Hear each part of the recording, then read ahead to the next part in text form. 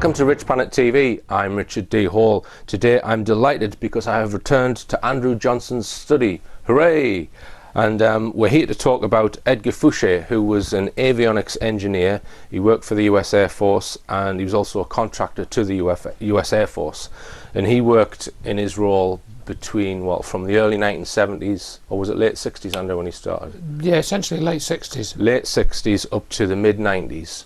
As I say, as an avionics electronics engineer, and he worked on lots of different technologies pertaining to covert aircraft that were developed by various companies for the US Air Force, and he was a key figure in the development of a lot of technologies.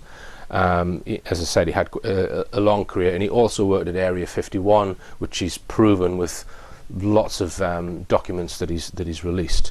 Now, Andrew's just finished a series of very lengthy Skype interviews with Ed Fouche, and we're going to talk about the information in those interviews today. And we're also going to talk about some of the lectures that Ed gave in 1998 about the technologies that he was given information on. So just tell us, Andrew, how did you find out about Edgar Fouche, and how did you get into these lengthy discussions with him? Well, that was basically because I'd been looking at the anti-gravity sort of research and technology following my discovery of the Disclosure Project in 2003. So by 2004 I'd started looking to this, what's this anti-gravity stuff, is there anything in it, you know, and what's the information that's available about that. And I came across a presentation which was done in 1998, although at the time I think I got confused and I thought it was done in 2001. This chap called Edgar Fouche, and he was talking about this flying triangle, which we'll talk about later, and I thought, that's really interesting. Mm-hmm. And I found literally some text and some images from this presentation, and he talked about some very specific bits of information, which again we're going to probably cover a little bit here. And then I found out that he'd actually been featured in a Channel 4 documentary in 1999, which I'd actually recorded. Mm-hmm. You know, so I went back to my video archive and I found this and I watched it on VHS, and there he was for a couple of minutes talking about this work in Area 51. Mm-hmm. And so that was the first time that I actually heard his name and realised who he was. Right. Now you've got recorded round about 6 hours of interviews with Edgar Fouche. Anyone who wants to watch the full interviews can watch it from this link on the screen now, and also on that page there's about an hour and a half long lecture featuring Edgar Fouche, and also there's the clip from the Channel 4 program as well. So anyone who wants to spend several hours on this can do it from these links. Now, just summarise for us, Andrew, his career from the early 70s through to the mid 90s. Just tell us the key places, because he worked at a lot of different secret facilities, didn't he? Drafted from college during the Vietnam conflict, and he went into pararescue, which was like a sort of rescue team within the Air Force, and they would go in and actually try and rescue people that were injured in combat and this sort of thing. But he was only in there about a week, and he injured his ankle, mm-hmm. or a month I think he was in, so he had to come out. And so he went back to college, and he got into working with cryptographic technologies, code making, code breaking, and he sort of ended up in doing different schools at college, different courses on cryptographics, on electronics, on avionics. He did multiple different courses, and when I spoke to him, he said most people did like 2 or 3 courses, and then they went into a field and they would then just work in that field for the rest of their career. But somehow he ended up, because I think he had something of a thirst for knowledge, he ended up doing lots of different courses and gaining lots of different experience. And he also made a bit of a name for himself, because one of the key stories that he told me is, there were 2 key stories. Mm-hmm. Was one where he was doing some in a cryptographic school, and he basically realised that there were like about 30 codes which you could use to unlock this system, which was talking to an aircraft for transmitting some type of signal. And he learned all of these 30 codes, and in the class he said, I can crack this code immediately. Mm-hmm. And he'd learned all the test codes. Basically there's about 30 of them. Mm-hmm. And And he showed his teacher, and he said, right, I'm just going to make up a random code now. And he put another. He said he was putting a random code in, and that code worked. And the teacher says, blimey, how did you do that? You know. Right. And then that all went higher up. He'd read the back of the manual and remembered it, or something like that. Yeah. I mean, he'd remembered an unusually large number of test codes, which nobody else had done. So it looked like he could crack it just with telepathy or whatever, you know, or something. And that got him attention higher up. You know, that's what he was then visited by someone, possibly from the NSA or somewhere. Yeah, something like that. Yeah. And so he was kind of earmarked, and they realised that, you know, that he was pretty hot on what he was doing. And he was also getting more and more well qualified. And so that really, he gained a reputation for being very good at problem solving.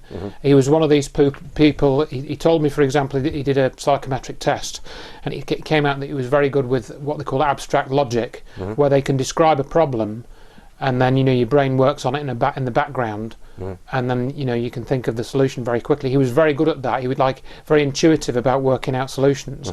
And he mentioned that he would get called into various programs when they were going wrong, and he would get people around him, sort out all the problems, and get things back on track. And over a period of years, he developed a very strong reputation for that. So just some of the areas or facilities that he's worked at: Edwards Air Force Base, Area 51, and Groom Lake, Groom Lake. He calls it. And the other thing about him is that he's produced more documents to validate his story than anyone, really. That's essentially one of the things that you know, he shows us, and it does separate him from a lot of the other witnesses that have come forward. He said that he kept 900 documents with him, you know, and I mean the selection that he showed me and are in the videos show that he's taken all these courses in avionics, and they're signed by a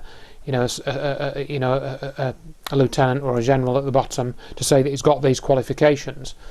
So he was therefore qualified to work in these areas. And as he said, if people were going to work on black programs, they would take the best people, you know, the ones that were best qualified, that could get the job done, that had a wide range of skills. They would handpick these people. And as he said, he was also useful because he built up a team of people around him with similar skills, and he would try and employ those people in projects when he was sent onto a new aircraft, for example, to work on a new aircraft. Now, he started out working for the Air Force, yes? And then at some point he became a contractor to the Air Force. Do you know what year that was? I believe he became a contractor in around about the mid-80s, I think. Right. Now, when he was a contractor, as he went up the ranks further, he was working directly under a two-star general or something like that. So one step from the top, really. He would be above the rank of major and wing commander and that kind of thing. In certain ways, yeah, because when things have gone wrong, you know, I think there's one of the stories he mentions in the interviews we did. When things were going wrong, and there was a general that he was working for, who didn't want Ed to do what he was going to do with the project, and he went to his superior, and his superior said to the general, "Look, you do what Ed Fouche says because he will sort this out. So you just do what he says." So he got that reputation for being a problem solver, although in his rank he was perhaps, in his official rank he was below people. Because of the way that he was doing the work and getting jobs done, he had quite a lot of control over how projects were being done. Now, a lot of people have asked, well, how on earth can someone disclose this kind of top secret information without retributions and without being locked up and that kind of thing? And one of the reasons is because he liaised over a lot of years with 6 other experts and pilots, and they shared information. So some of the information was not directly projects that he was involved with. Correct. It was what someone else had told him. So he can effectively disclose that because he's not directly given information from a project that he was involved with. And he also mentions that on some of the projects they overlooked signing particular things, so he was able to disclose information. That's what he alleges. So if we just come on to it says here that he had 4,000 hours of training, 50% of which was classified, so you can't reveal details of that. And he has produced documents to prove all of this. Now, he mentions 6 confidants that he had over a period of years that gradually built up information and shared information together in their time in the forces. And he lists 2 people or 3 people who were involved with the NSA, one of whom is dead. an ELINT engineer, that's electronic intelligence engineer, who was working for the NSA, an SR-71 pilot who he met, I think, at Edwards Air Force Base, another NSA guy who was involved with Vietnam, Department of Defense contractor, electronic engineer who was also dead. So a couple of the guys who we got a lot of this information from have died, and many pilots as well who gave him information. Yeah. So can you just give us some background on these contacts that he built up and how they've kind of operated? Well, as I understand from what he said in the interviews, he met these people, as you said, over a period of years in various projects, because he was travelling around the country quite a lot in the US to the various Air Force bases. And he also came to the UK. He was actually came to do some work at one of the UK Air Force bases, and I asked him about that, and he was like here just for, I think, 2 nights. He flew in on a military jet, fixed whatever system or serviced it or set it up, and then he flew back to the States, and that's the only time he's been to the UK. So when he was travelling that widely, he met a lot of people with a lot of expertise, and obviously he kept in touch with a few of these who you've listed there. And there was one chap in particular that I remember he mentioned called Dale. That was the name he told me, was this chap, who gave him quite a lot of information. And his father was, Dale's father was career NSA, 30 years. He worked for the NSA for 30 years. And it was when they started talking and getting together, and he said they would occasionally try and meet up, and have a chat about things. They realised that there was some secret technology that was being held back from the public, and they realised what this technology was capable of. And I think they kind of, I don't know if I'm using the right expression, but they kind of developed a bit of a conscience about that, because they thought, well, if we had this technology which was available for the rest of the world and not just within the military, then we could change a lot of things. We could have a different sort of totally different world, basically. And that's when they became interested in trying to package this information somehow to disclose it to the public. The TR-3B is probably the most notable thing that he's released information on, that he got information from a pilot and possibly other sightings as well, when he was at Groom Lake and various other places, which we will come on to. But we're going to talk initially about some of the other technologies that he's touched upon after this short break.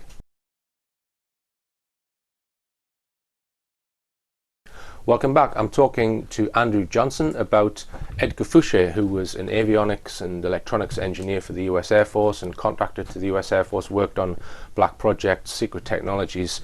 Now, one of the systems that he was working on was a satellite communication system at Area 51, and this was in 1979. Just tell us about that, Andrew. What had happened was he got called up by his boss to say, oh, we need you to do a job. And he said, what job was that? He says, I can't tell you, but you need to report to this office tomorrow morning at 9 o'clock, which he did. And then they basically, it tells this story how he ended up getting on this bus. He might have got on in a car and then went to this other location where they caught a bus, and it was to the Nevada test site. And the bus had sort of blacked out windows and everything. And there was a guy on the bus, with a gun, and they all had to be quiet and not talk to each other. And they drove out to the Nevada test site, and he wasn't, he sort of knew roughly from the type of road and the direction they were going and stuff like that. He knew that. He eventually worked out that's where it was.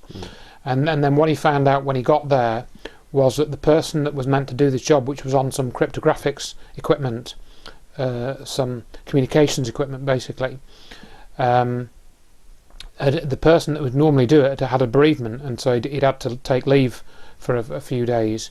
And so Ed was called up because he was very well qualified and he was trusted. He was called up to do the work instead, and he didn't have to they didn't put him under oath that he wouldn't reveal what he did, presumably because it was done at short notice, and it was only I think he called it temporary duty. He was on temporary duty at this thing.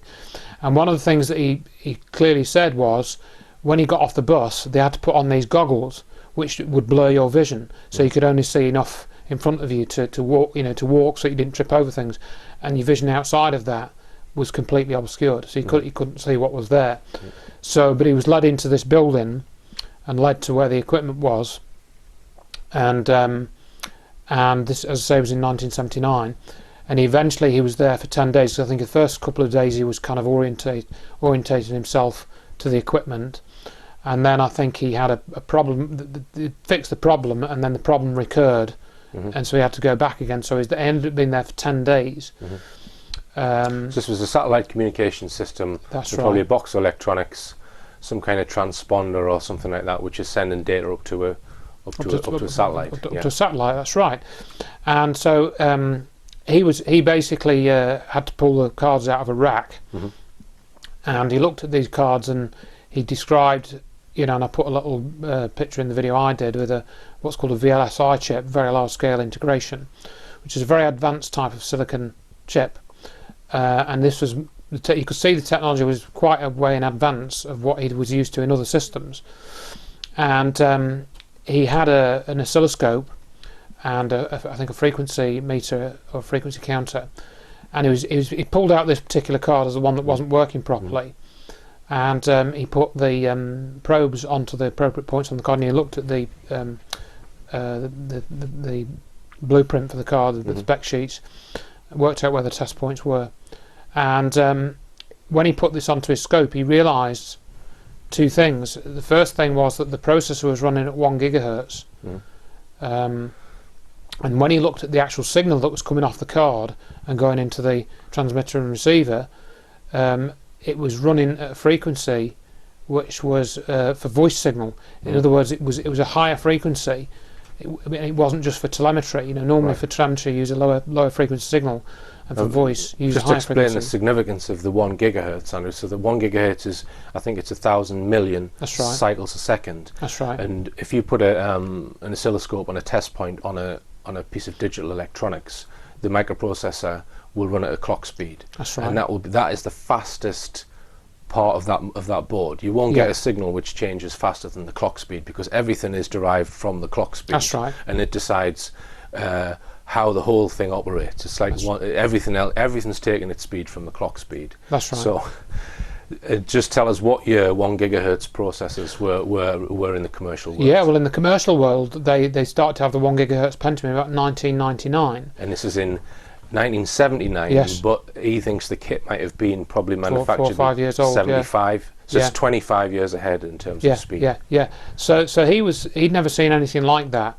and this thing was called the DOSL, the Direct Orbital Code Link, I think was what it was called, and he picked up this in conversations in the mess hall and the canteen, because they had good food there. He said they had to make the food good there because it was not a very good place to work.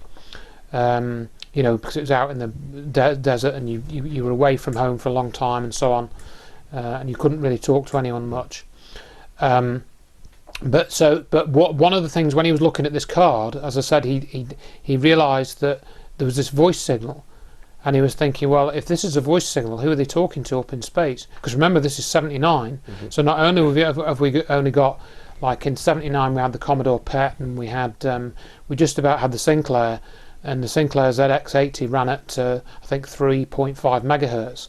So it's about 500 times, 400 times slower than this other card. So he was thinking, well, who are we talking to up in space? And of course, the first space shuttle flight I think was 1981, so before the space shuttle. So what's going on? Yeah. Now with all of these contacts that he had, because he worked with pilots, because he was commissioning a lot of the avionics kit on the aircraft, on secret aircraft. Yeah. So he's going to work with pilots, test pilots, and this kind of thing. So one of the pilots that he spoke to has had a theory that UFOs are attracted to some of these extremely fast aircraft because they go up and have a look at them. So we're just going to have a look at a clip from a talk that Ed gave in 1998, where he describes what this pilot told him about this particular UFO sighting. He has a theory that UFOs seem to like fast aircraft. This SR-71 pilot, Doc, was stationed at Kadena Air Force Base, Okinawa, where the SR-71s were stationed on the SAC side of the base back in 1973. In fact, I think they still are. I was there last time in '81. While flying back across the South China Sea from a reconnaissance mission, he encountered a shadow over his cockpit. Doc said his avionics systems went totally haywire and he felt the aircraft nose down slightly, which can be dangerous at 2,000 miles an hour or 35 miles per minute. When he looked up, he was so startled that he almost panicked immediately. Made evasive maneuvers to his right and down, which is one of the maneuvers they make if there's a missile detected. Doc said the object was so big that it totally blanked out the sun.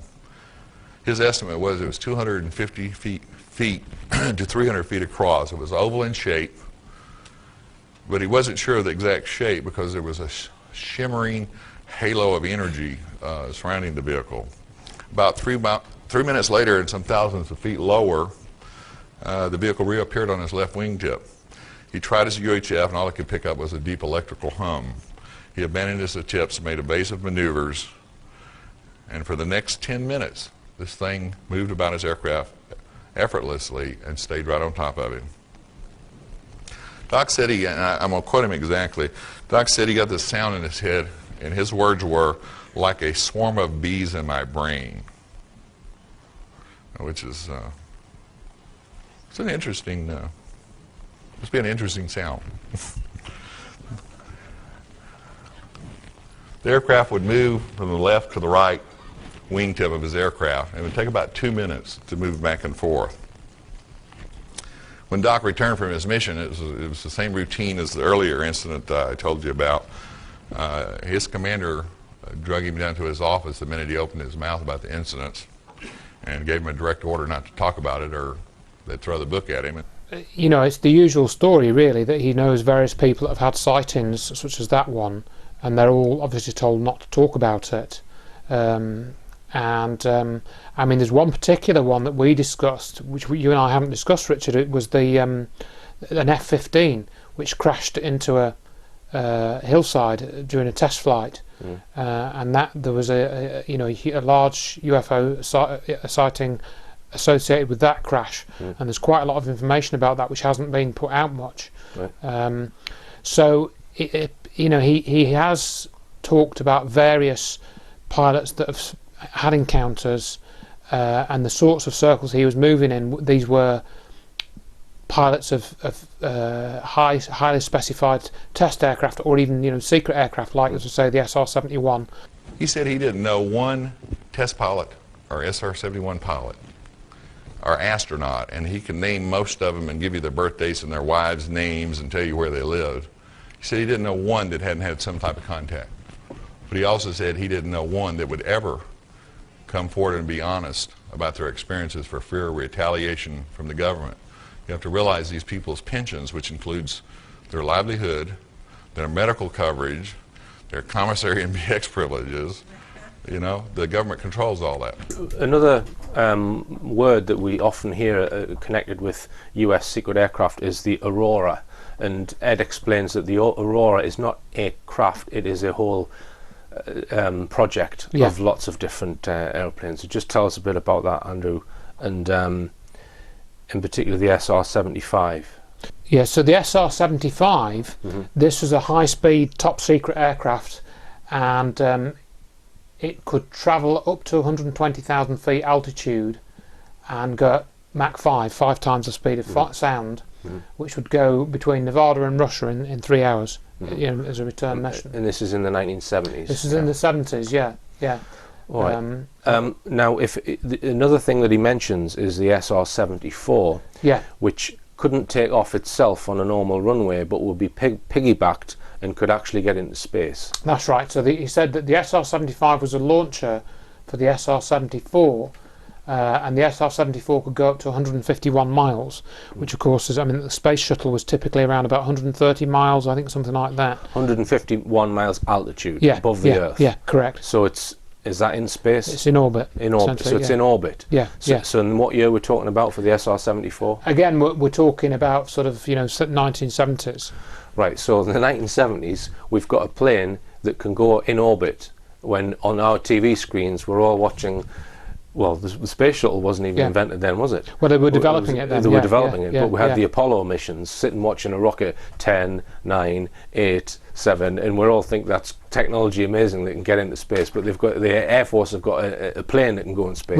Right, that's it. I mean, he points this out, that the space shuttle, NASA got this sort of hand-me-down technology from the NSA. The SR-74 can't take off from the ground. It has to be on top of the SR-75 above 100,000 feet altitude. Then it can attain orbital altitudes. The SCRAMP launches ferret satellites for the National Security Agency that weigh 2,000 pounds or less and measure 6 feet by 5 feet. But as you can imagine, the old satellites that were big as a van, you can pretty much now make one about the size of a briefcase, so you don't need booster rockets. The NASA Space Shuttle, I'm here to tell you, is really an antique by comparison. The joke is on us. If you think these rumors are far-fetched, look at the YB-49 and the XB-70, flown in 1948 and 1964, respectively. Now look at the SR-75, which has been spotted numerous times. You say the government can't keep a secret? Boy, you're wrong.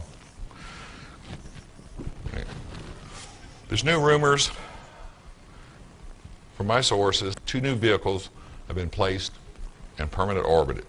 One of these vehicles is the Space Orbital Nuclear Service Intercept Vehicle, SUNCIV. When you hear it from another reliable source in 10 years, you'll remember this. It's codenamed Locust. The SR-74 and the TR-3B flying triangle can deliver spares, replacement units, service fuels, chemicals, and modules to the SUNCIV, or Locust. The robotic SUNCIV uses deliverables to service, calibrate, repair, and replace parts on the newer NSA, CIA, and NRO ferret satellites. And I know for a fact that they were developing robotic repair of electronics equipment as far back as '81, because I worked a program to where they didn't want technicians looking at the equipment. Now, he's mentioned the TR-3B there, Andrew, which we're going to come on to, but just to comment on what he said there, that the NSA have got satellites and technology that they can fly to and from, satellites that are completely undisclosed to the American government or the world. Yeah. So that these are things that are in orbit that no one apart from the NSA, they're completely secret, right. And they're being used for God knows what. Yeah, and I mean this presentation that we're showing clips from, it's 1998. Yeah. So we're already, 15, 16 years on from that. Yeah. So what have they got up there now? Well, they'd worked out by that time the way that this, anti-gravity propulsion or gravity field warping, we're still not quite sure what to call it, and it operated on the principle of a rotating magnetic field, and it used a mercury plasma. So they, as you say, they'd set up this inner tube or this torus or this donut-shaped unit and powered it all up, and they chained it all down because they felt it was going to take off. And he relates this story that was told to him. Another friend who worked for General Dynamics in Fort Worth described a program in which he worked at a plasma accelerator in the mid-60s, researching gravity warping techniques. He is a physicist by education and trade. This was his first top secret program. He described a foil-like material, much like that discovered after Roswell crash. He described the foil as 12 layers of material less than 10,000ths of an inch thick. It was as flexible as a plastic trash bag, but virtually indestructible to piercing, burning, or cutting, which you've probably all heard before. Here's what you haven't heard.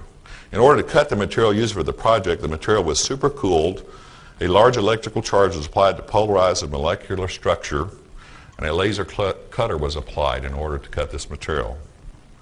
Large ribbons of this material were used to reinforce the accelerator, which contained the mercury-based plasma that they started researching in 1965. The plasma was cooled to superconductive temperatures, rotated at 45,000 revolutions per minute, and pressurized at 150,000 atmospheres. This would be considered state-of-the-art technology even today.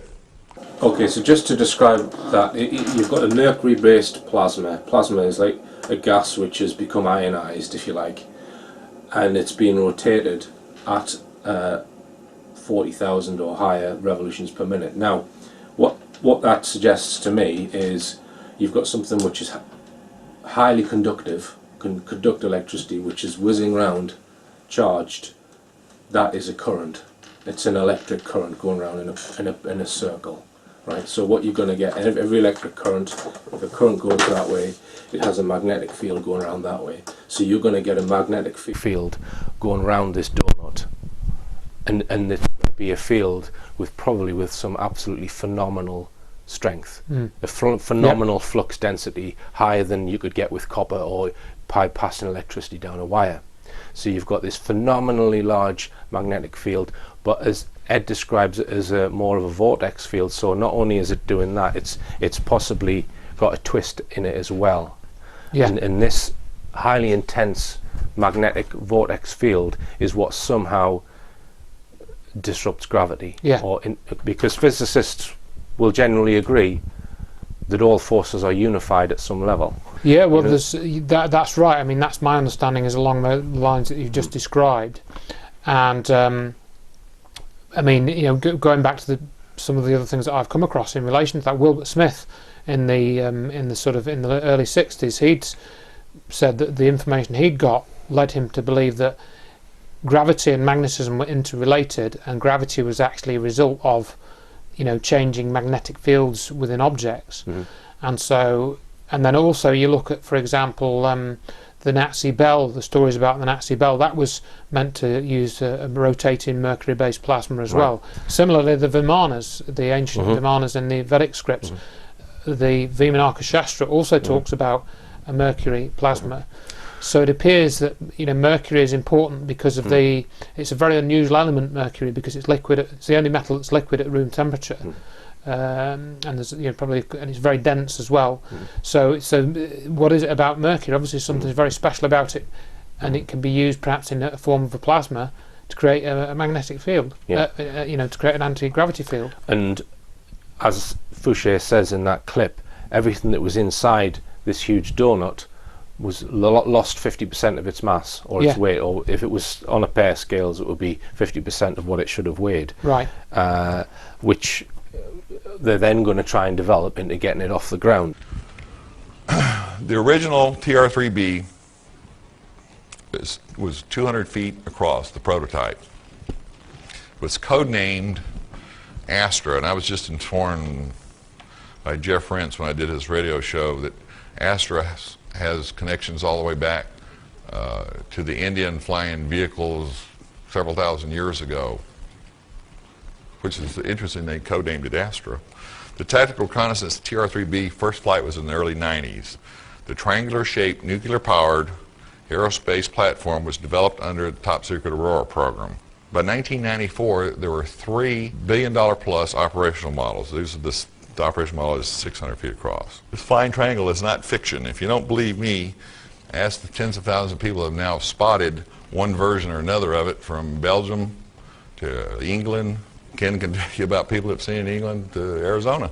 The TR-3B vehicle's outer coating is reactive to electrical radar stimulation and can change reflectiveness, radar absorptiveness, and color. The polymer skin, when used in conjunction with electronics countermeasures and ECCM, can make the vehicle look like a small aircraft, flying cylinder, or even trick radar receivers into falsely detecting a variety of aircraft, an aircraft in another location, multiple aircraft, or no aircraft at all. The circular plasma field accelerator ring, called the magnetic field disruptor, surrounds a rotatable crew compartment. It's far ahead of anything you've ever imagined as far as technology. Sandia and Livermore Laboratories developed a reverse-engineered MFD, and I believe the government will go at any lengths to protect this technology.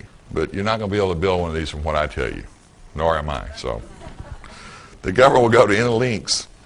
Believe me, the plasma in this accelerator is mercury-based. It's pressurized at 250,000 atmospheres at a temperature of 150 degrees Kelvin, superconductivity, and accelerated to 60,000 revolutions per minute. to create a superconductive plasma with the resulting gravity energy. The MFD generates a magnetic vortex field which disrupts and neutralizes the effects of gravity on mass within proximity by 89%. Do not misunderstand, this is not anti-gravity. Anti-gravity you can use as a propulsive force. The mass of the circular accelerator and all the mass within the accelerator, such as the crew compartment, avionics, MFD systems, fuels, environmental systems, and nuclear reactor, are reduced by 89%. This causes the effect of making the aircraft extremely light and able to outperform any aircraft yet constructed, except of course those we didn't build. TR-3B is a high-altitude stealth reconnaissance platform with indefinite loiter time. Once you get it up there at speed, it doesn't take much propulsion to maintain altitude. With the vehicle's mass reduced by 89%, the vehicle can travel at Mach 9 vertically or horizontally. So for those that have had sightings of things making right, and they're not perfect right turns, obviously. Nothing can make a perfect right turn. It's against the laws of physics. But it sure looks like a right turn at a distance. For those that have seen it, that's how they do it. The TR-3B uses 3 multimode thrusters mounted on each corner of the triangular platform. The multimode propulsion system can operate in the atmosphere with thrust provided by the nuclear reactor, and in the upper atmosphere with hydrogen propulsion, and in orbit with combined hydrogen and oxygen propulsion. The original picture of the TR-3B was taken with a digital camera that was carried on a special operation C-130 out of Hurlburt Field. It was flying mission support for the TR-3B. The current picture, by the way, that was developed with 3D Studio from that digital picture hangs in the Black Vault at Lockheed. So the US Air Force and the NSA have got 600 feet wide platforms that can take off from a standing start silently, travel into space and back, and who knows where in the solar system or even outside of the solar system. They've had these, or a fleet of these, since the early 1990s, and they've told no one about them. So wake up, folks. The space shuttle and the Apollo programs were diversions to stop you from realizing what the US Air Force has been doing for the last 30 or 40 years. So you want to comment, Andrew? Yeah, I couldn't really have put it better than that. I mean, I do think that all the Apollo program and the similar programs were a distraction, and they were to soak up, the relevant amount of expertise and curiosity about space travel, and that all helps to keep the focus away from all the black programs such as the TR-3B, and I think, as Ed will talk about, there are probably others which we don't really know about. And what he says about the development of the craft, they only managed to get it to reduce its weight by 89%. Yeah. Therefore, they put it inside a triangle and put thrusters on the 3 corners of the triangle, which use hydrogen propulsion or hydrogen-oxygen propulsion. Yeah. So it's got these jets on the 3 corners in order to reduce that last bit of weight or get it off the ground, and also propel it. And he alleges that it's capable of Mach 9, did he say? Yeah, I think Mach 9. Mach 9, that's 9 times the speed of sound, either vertically or horizontally. Yeah. And I think Ed is fairly convinced that the TR-3B is what was witnessed in the Belgian UFO sightings. Yeah. This was in 1990, I think. 89, I think, or 1990. 89 or 1990. So they were flying them around Belgium and parts of Europe, and the Air Force were chasing them. Yep.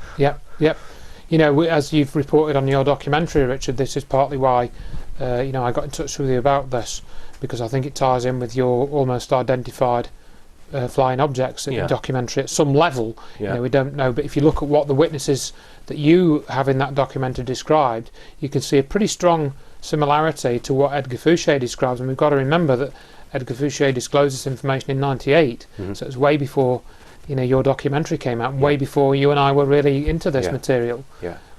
So we're not saying that there's some unexplained or possibly non-human element to some UFO cases. What we're saying is that some of the triangular ones, we're pretty sure, are undisclosed craft with phenomenal technology on them. Right. Now, this is a list of questions which I think you can get from your website, Andrew, and it's the aircraft researcher Michael Schratt put some questions to Edgar Fouche, and he's answered all of them. And I'm just going to read some of them because I find the answers pretty incredible. It says that there were 3 flying that he knew of before 1994. They're used for logistics support and transportation for the Secret Space Command. If used on a planet, moon or large outpost, you would have a ready-made transportable space station. Yeah. So it's presumably going to the moon and possibly other planets in our solar system. Right. A portable space station which can probably carry vast amounts of payload. Yeah, I mean, you know, the other term is a space platform rather than a space station, in that, you know, you can, a platform, obviously you can launch other things from it, or you can use it as a support vehicle for other, you know, other craft.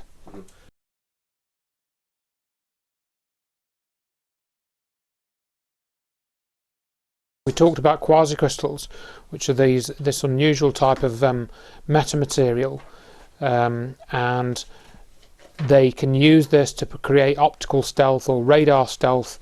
And he describes in the presentation there, I think he called it an electrochromatic coating, which, that name suggests to me that by applying a particular voltage to this material, you can change the reflectivity or the colour to match, you know, maybe the colour of the sky that you're in, so you can give it some measure of stealth. Now, again, go and look at quasicrystals, look at the web page, and as Ed told me, a man called Dan, I think it was Dan Sheckman, he won the Nobel Prize, I think, for chemistry or physics in 2011. I mentioned this in the videos, for his work on quasicrystals. But originally, when he started his research, he was, you know, he was vilified for it. He was lambasted, and so it appears that this is one of those areas of research which perhaps they didn't want people looking into a few years ago, because the military had their own version of it and wanted to keep that secret. Whereas now they've probably got something, you know, much better, so they don't mind that the white world quasicrystal research has started to catch up a bit. And this has been a running theme. A lot of the things that Ed has said, and he makes quite a strong point about this. He was saying them in 1998, and at that time they were quite kind of science fiction.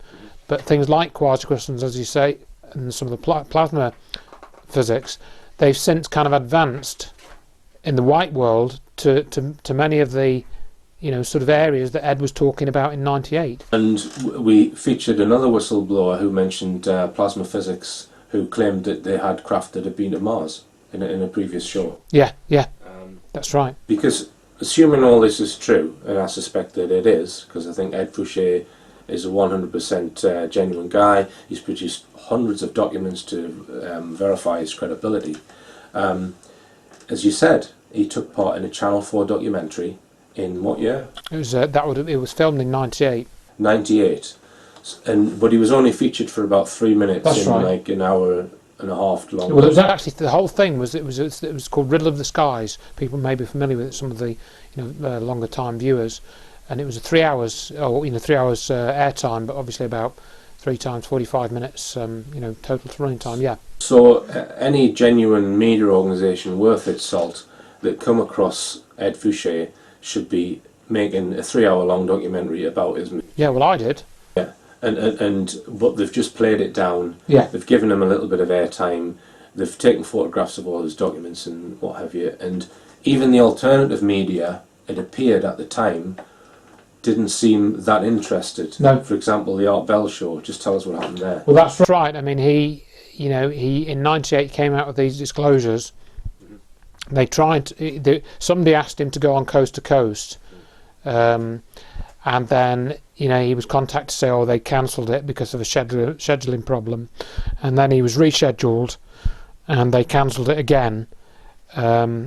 And he was never on Coast to Coast. He never ended up being on there, despite this very powerful and very well backed information. One thing that's always intrigued me about this sort of technology, you're talking 600 feet triangle, right? It's got to be being kept somewhere. Now, it may be that there's a whole fleet of them on the backside of the moon, and that's where they're parked up. Maybe.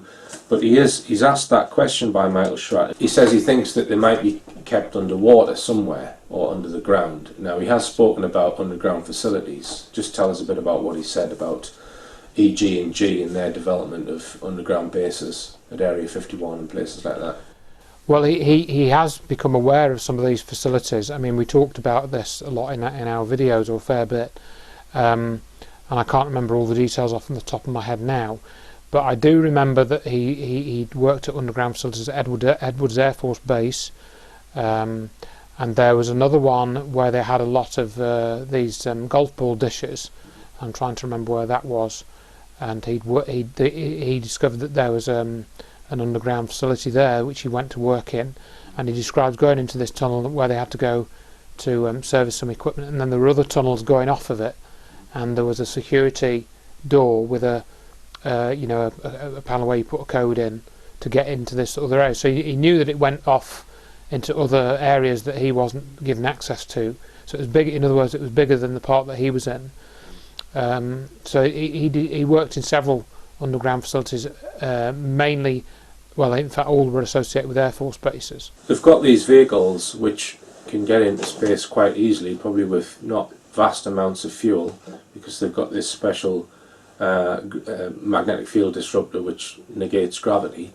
They can probably take trips quite easily to and from neighbouring planets and the moon and this kind of thing. So can we just postulate as to what might be going on now? Because, as you said, his information is from 94, 95, and that's his latest information. So there's a fleet of these 600 feet wide secret aircraft that can silently come and go from space and probably into parts of the solar system. What's your guess, Andrew? Well, I mean, it's quite interesting because there was one of the things that Ed mentioned to me recently, just after we did the interviews, was there was this History Channel documentary, and that was on quite recently. I think it was sort of March 2014, and that talked about a project called, I think, Solar Guardian, which was basically, Solar Guardian was the secret program, or one branch of the secret space program, and that talked about various craft that could travel through the solar system and so on. And if you watch that program, which somebody might have stuck on YouTube, you can probably get it, somehow off the internet. This chap that we've mentioned, Michael Schratt, he's in that program, and they actually talk about the TR-3B, but Ed's name is not mentioned at all in the History Channel documentary, which I thought was a bit peculiar. But I do think that this has been developed into a fleet. It may be that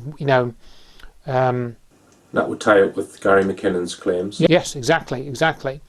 Ed was saying it was a space platform, so maybe there is other technology. Because remember, Ed was only in contact with 6 or 7 main people. There will be other black programs as well, which he didn't have any information about. So I would certainly say that there is a secret space program. It's advanced from where the TR-3B was. I was talking to somebody in the US in 2008, and they said that somebody they knew had been working on space platforms in the 50s. Now, one question that always comes to my mind when we start disclosing this kind of information, you think, well, it all seems to be the US secret space program, the NSA, the CIA, the US Air Force. What about what must China be doing or thinking? Because they've got to know. You would have thought, with a country like, say, China or Russia, or countries which we think are independent of the US, but are they really? Is this a world conspiracy, or is it just the United States? Well, that's a good question. I think it's always very tricky because, as you said, essentially most of the information that's like this we get from the US. We get maybe a little bit from Europe and the UK. But yeah, exactly. What is China doing? Maybe we're having a problem because there's a language barrier, so we don't get to hear what's going on in China because there's a language barrier. The other aspect is that it is said that there is a world organisation which is a custodian of this information, with the US at the top. And if you essentially pay your dues to the US in some way, in other words, you'll fall into line with what the people who run in the US want, the people in the shadows, not Barack Obama, then you'll be given access to certain information. In other words, they'll give you some access to this sort of technology. It's incredible that this technology exists, because if we just think of modern air travel, people getting on jets and cramped sitting there on international travel, when they could all probably just walk into something which is 1,000 feet wide and have a bed or whatever, and it just lifts up, and it's there. Yeah. It travels at Mach 9, so you can be in Australia in a few hours, and probably have your own room or whatever on this huge craft. That's what travel could be if they release this technology. Absolutely. But you think there's people actively trying to cover up and discredit the information so that it doesn't get out. Just tell us about that. Anti-gravity is one of those technologies, coupled with the free energy technology, which would completely transform the world that we live in. It would change everything. We wouldn't need roads, we wouldn't need the conventional air travel. It would change everything if we had anti-gravity generators, to use in our everyday lives. It'd change construction, it'd change everything. And I've come to the conclusion that the sorts of things we've been talking about are leakages in the secrecy, and they've got to be managed. And one take I have on this is because of this character called Alien Scientist, who is actually a fellow by the name of Jeremy Riss, who's had quite a popular YouTube channel. And it was actually because of this Alien Scientist that was how I came into contact with Ed Fouche, because Alien Scientist had been publishing hit piece videos on Dr. Judy Wood, who many people have heard me talk about with you, and we've all talked about that extensively. And he'd posted some hit pieces on her on his YouTube channel, and then I noticed that the presentation that we've been watching bits of, 1998, I'd never seen that up until a couple of years ago. Even though it was filmed in 98, it wasn't available on the internet, and it popped up on Alien Scientist's YouTube channel, which I thought was a bit peculiar.